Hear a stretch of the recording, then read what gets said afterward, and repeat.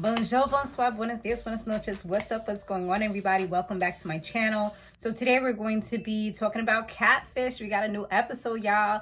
And these episodes been crazy. Like last week, it was pretty damn good. It was different. Now this week is also another good one, okay? A little spicy, you know what I'm saying? Let me put a little, little lip gloss on because my lips are feeling dry. Anyway, so Neve and Tallulah, this is the girl that's going to be working with him today since Cammy is out doing other shows, which one of them is like My Ex on the Beach or something like that. I've been watching that show here and there, not religiously or anything like that. And I think there's another show that she's doing as well. So she's working, she's getting her money. But anyway, so that's the person hosting. She actually did some shows in the past, and I do remember her face vaguely. Now, Shay is the person that reached out to the show, and it's because of this person named Ceejay. Ceejay is somebody that she met 8 years ago. I believe she said on Facebook, and Ceejay's name is Sienna Samuel, and she's either like 28 or 29 years old. So they were in love, y'all. Like, that's what she claims. She said they was even going to go as far as to have a baby together. But bad things started happening, and that's how the relationship ended. So Shay said that Ceejay always had like different excuses as to why she couldn't put her camera on.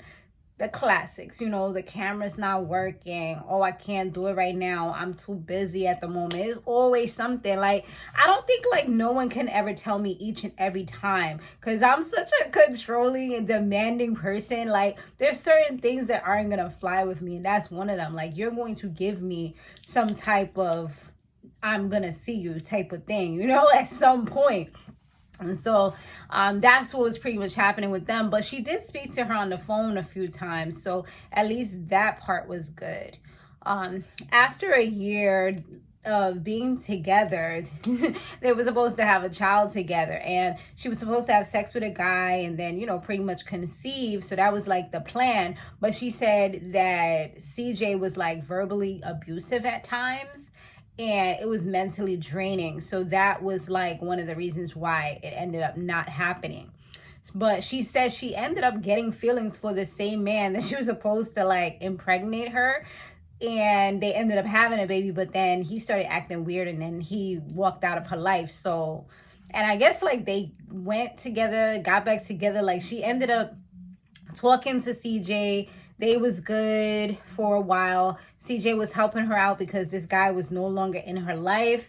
And she said that she gave Ceejay money, which is like, but Ceejay did things for her for the baby when everything had kind of like came tumbling down. So I guess they kind of helped each other out. But the one bad part, or, you know, the part where the tables kind of turned into a negative route, was because she said that she had gave Ceejay her banking information, and then her bank account was cleared out, and Ceejay claimed that it was her little sister who had did it, and all she was supposed to be doing was supposed to be getting some pizza. So when she went to the store to get like groceries and stuff, her card was saying decline. So, you know, that was not really cool.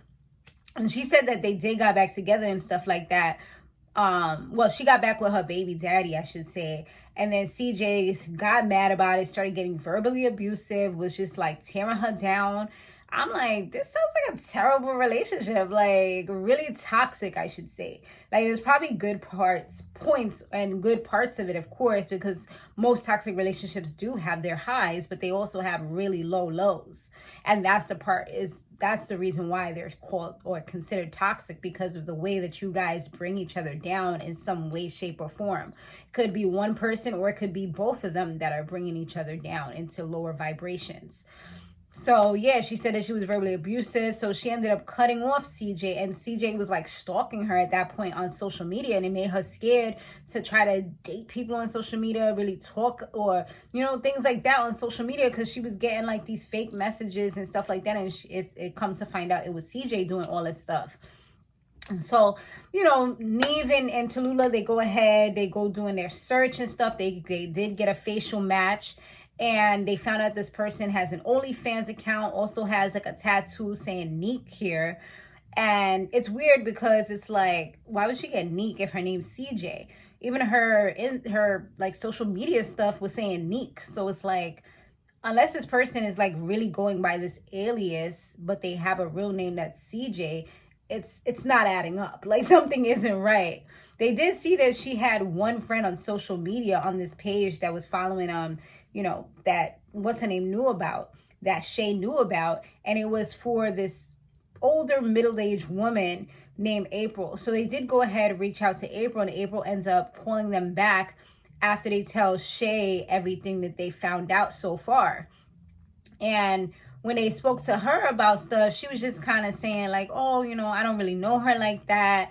Like, I kind of know her, but not really. Like, we're like neighbors. I think she said they're neighbors. And she said that she knew that she did have a tattoo on her boob, but she don't really know too much about her. I'm like, and she hasn't really seen her.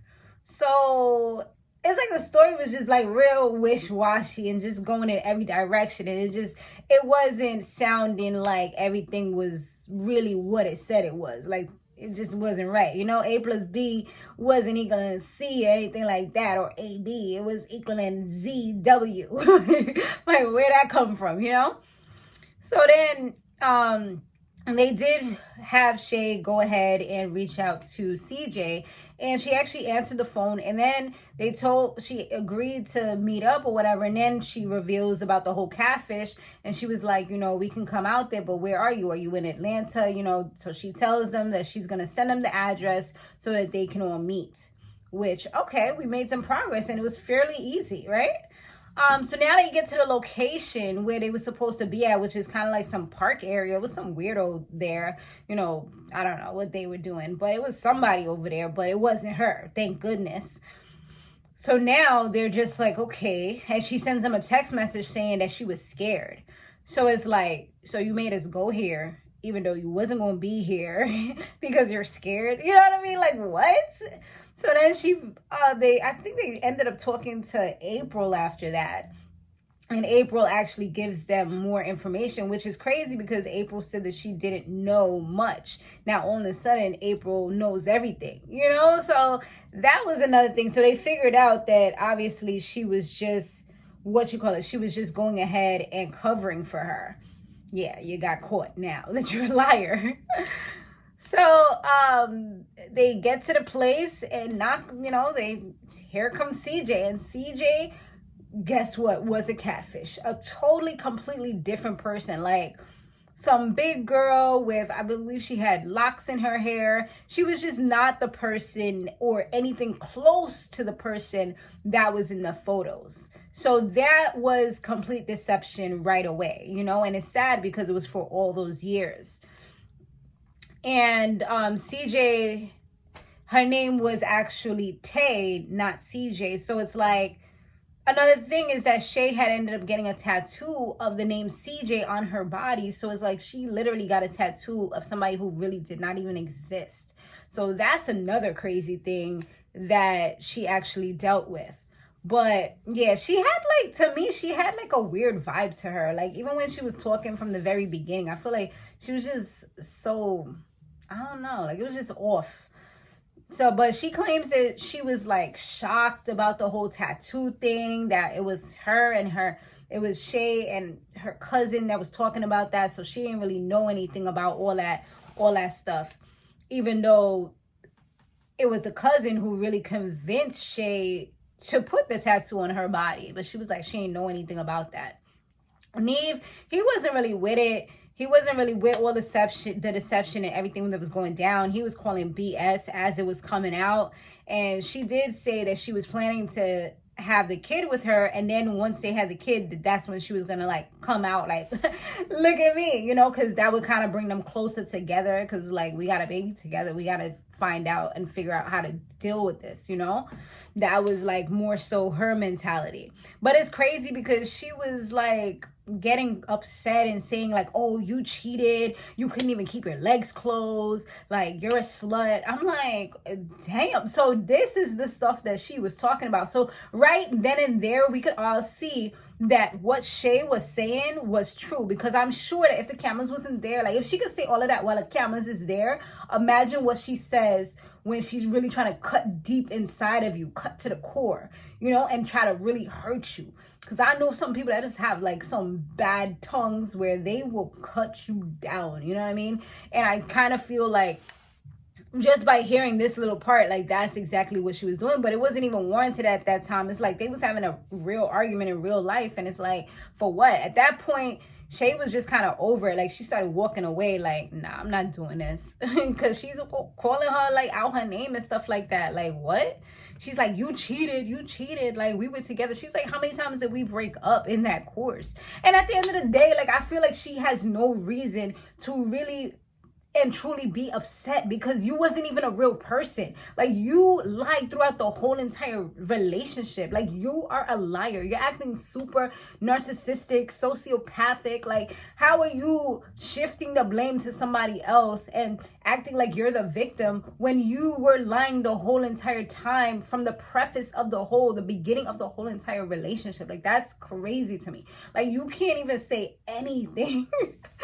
Like, you have some nerve, you know? Like, girl, bye. Like, I feel like Shay didn't even give her a good read, you know what I mean? Because she really no.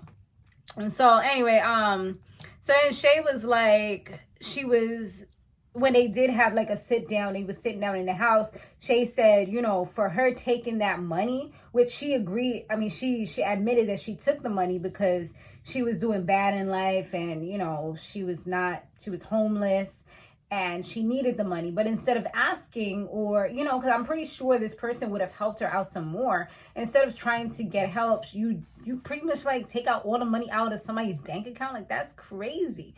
Honestly, I would have never spoke to her after that point, unless we talking about you giving me my money back, or finding a way to give me my money back, or if I'm able to get the money back through the through the people, and say like, oh yeah, it was fraud. You know, hopefully she was able to do that to retrieve the money back. But other than that, like, that's crazy. You know, and she said that hurt her because she wasn't able to get groceries to feed her family because of that situation. So it's like, this is the concept where they say hurt people.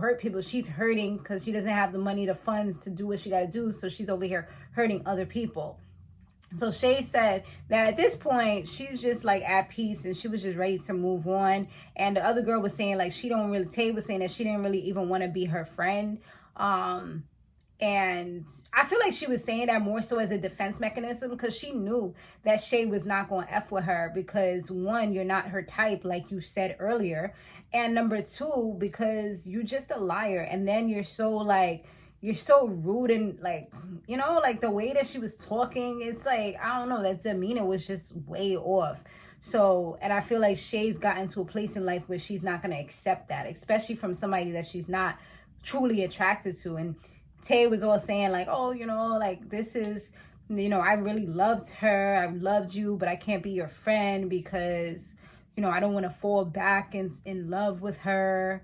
And I'm like, no, you know that she's not going to accept you, and you don't want to look stupid out here in these streets when she rejects you. So that's like a wall you build it up so that you don't get hurt. But after that, like, they showed the updates or whatever, and they said they haven't spoken, and Tay's quote unquote working on herself, and Shay, I think they said she's out in the dating world again, you know, and she's at peace, and she's really like ready to move on and possibly meet someone.